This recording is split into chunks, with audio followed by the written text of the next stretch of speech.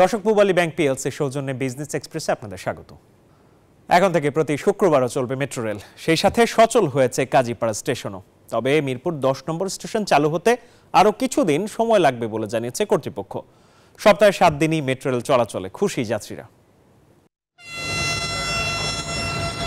উদ্বোধনের পর প্রথমবার শুক্রবার উত্তরা মতিঝিল রুটে ছুটল মেট্রো রেল। শুক্রবার বিকেল 3:30টায় উত্তরা স্টেশন থেকে মতিঝিলের উদ্দেশ্যে ছেড়ে যায় ট্রেনটি। সপ্তাহের 7 দিনই মেট্রো রেল চলাচলে খুশি যাত্রীরা। এটা অনেক প্রতীক্ষিত ছিল যে শুক্রবার মেট্রোটা চালু হোক। শুক্রবার দেওয়ায় আমাদের ঘুরতে যাওয়া বা বিভিন্ন দৈনন্দিন কাজকর্ম খুব সুন্দরভাবে হয়। উত্তরাতে দিয়ে পড়ে জায়গাটা অনেকে ঘুরতে চায়, তাদের জন্য সুযোগ হলো। মাঝখান তো বন্ধ হয়ে গেছিল, তখন অনেক বিপদে পড়ছিলাম, এখন আবার চালু হয়েছে, এখন আমরা অনেক খুশি। জুলাইয়ে বৈষম্য বিরোধী ছাত্র আন্দোলনে ক্ষতিগ্রস্ত হয় মেট্রো রেলের কাজীপাড়া স্টেশন। 20.5 লাখ টাকা খরচ করে সেই স্টেশনটি এখন সচল। আমাদের কাজ চলছে, আশা করছি যে আমরা ন্যূনতম ব্যয় যেটা সেটা এনশিওর করে জাতিকে আমরা মিরপুর 10 উপহার দেব। প্রতি শুক্রবার বেলা 3:30টায় উত্তরা থেকে প্রথম ট্রেন ছাড়বে, আর মতিঝিল থেকে প্রথম ট্রেন ছাড়বে 3:50 রাতে উত্তরা থেকে ট্রেন ছাড়বে 9টায়, আর মতিঝিল থেকে উত্তরার উদ্দেশ্যে রওনা দেবে 9:40। ট্রেন চলবে 12 মিনিট অন্তর অন্তর। অন্তরা বিশ্বাস, নিউজ 24, ঢাকা। সরকারি ঘোষণাতেও কমেনি ডিমের দাম। মুরগির বাজারও চড়া। সবজি বিক্রি হচ্ছে প্রতি কেজি 60 থেকে 70 টাকায়। আর এখনো কাঁচা মরিচ আর রূপালী ইলিশ বিক্রি হচ্ছে বাড়তি দামি। 5 দিন আগে ডিম ও মুরগির দাম নির্ধারণ করে দেয় সরকার। প্রতি ডজন ডিমের দাম 143 টাকা, সোনালী মুরগির কেজি 270 টাকা 64 পয়সা, ব্রয়লার মুরগির দাম ধরা হয় প্রতি কেজি 179 টাকা 59 পয়সা। কিন্তু বাজারের চিত্র ভিন্ন।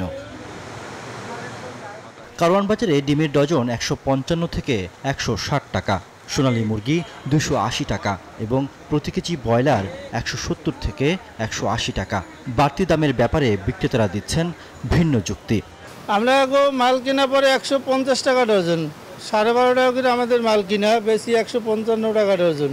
80 টাকা চাইলে 70 টাকা দেয়, আর ব্রয়লার কম বেশি না, ব্রয়লার 80 বেশি। খামারে মনে একটা ব্রয়লার মুরগি উৎপাদন করেন, মনে করেন 1 কেজি হতে 161 টাকা খরচ হয়, সরকার বলছে ওইটা। বাজারে পটল, শসা, চিচিঙ্গা, ঝিঙ্গা, পেঁপে, কাঁকরোল, ধুন্দুল সহ বিভিন্ন সবজি প্রতি কেজি 60 থেকে 80 টাকায় মিললেও গাজর, টমেটো, বেগুনের দাম ছাড়িয়েছে 150-এ।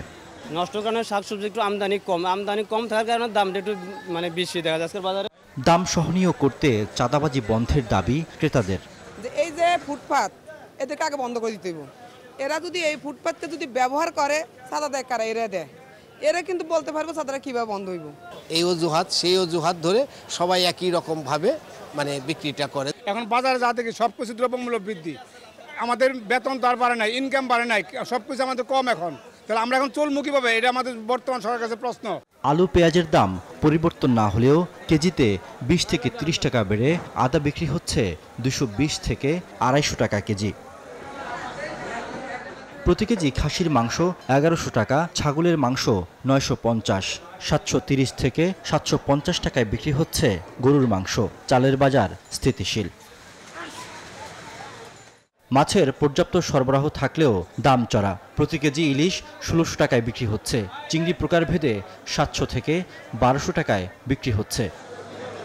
রিয়াদ সুমন, নিউজ 24, ঢাকা। এই ছিল আমার কাছে পূবালী ব্যাংক পিএলসি বিজনেস এক্সপ্রেসের খবর।